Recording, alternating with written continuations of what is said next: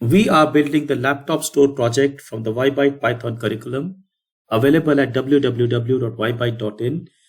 Previously, we have used a dictionary to store the information about our laptop.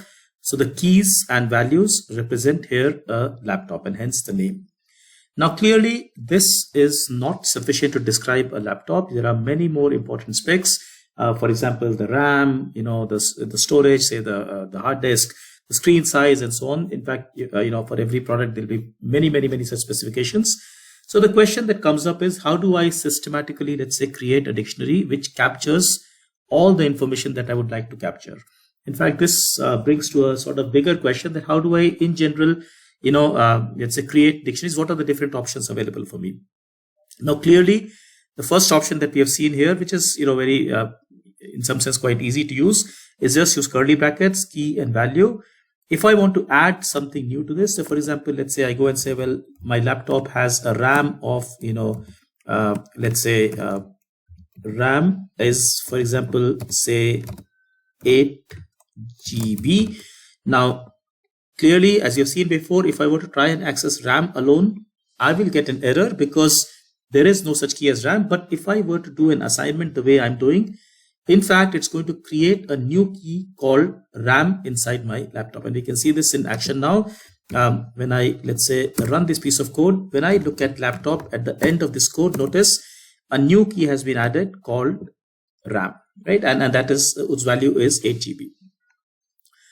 But then, clearly this method is not very scalable. It will be nice to have a more systematic method. It turns out what we can do is that we can just say, okay, look, there are certain specs that I'm interested in. So I'm just going to create a list of all those specs.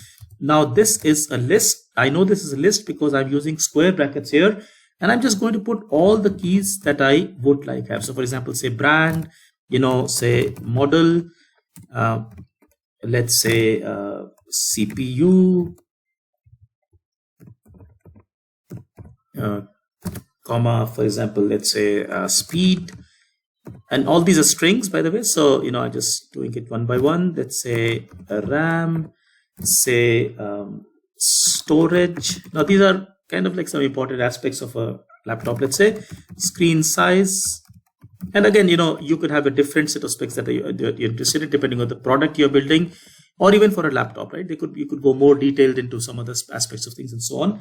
And finally, let's say price. So I've taken this list of, let's say, some specs. Now this is a list of strings. I can create my same laptop dictionary by just using the fromkeys command. And the way I would do that is I'll just go and say, well, laptop equals to dict dot, let's say, fromkeys, and I'll just give this list as the answer, this list as an argument. So what I'm telling this guy is that, look, please create for me a dictionary called laptop using these as the keys. Now this is systematic because I can collect all my keys in one place, in this case a list, and then I can just use, say, for example, this method. So let's see this working. When I do this, notice when I look at laptop, it tells me it has created a dictionary and all these specs which are important to me have been made the keys. Obviously I have not populated any of these, so that's why everything is a none value. But nonetheless, I can go and say, for example, laptop, let's say screen size, it will tell me, it will not give me an error. In fact, it will just return me a none. So if I were to, let's say, do S is equal to, I see that the class, the type of S is a none type. That's because all the values are none. Before wrapping this up, I just want to highlight that, in fact, we can create a dictionary in a slightly different manner as well using, say, dict, let's say this dict command. So laptop, I just say laptop is equal to dict, and I just put, for example, let's say brand equals to W, say Dell,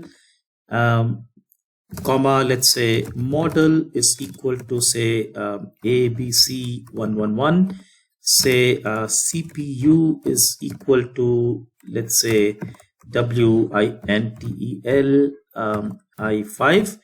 Now notice here that when I'm doing this, brand, model, CPU, I'm not specifying those as strings. I'm just writing them like, as normal. But this also works because when I run this piece of code, notice my laptop now is a dictionary with three keys, which are brand, model, and CPU. Now over here, these have become strings. So that's kind of nice in a way. So the method that I am going to follow is in fact this. So I've commented out everything else. We will use a list here, which has all the specs that we want as strings, and these becomes the key to the laptop dictionary. So basically, using this, we can create multiple laptop models, each with its own set of specs, as we will see later. Quite useful actually. Yeah. I hope you found this interesting. In general, if you think this way of learning by building activities, by experimenting is something that you enjoy, do look at our website because we have lots and lots of such activities for you. Take care. Thank you so much. Bye-bye.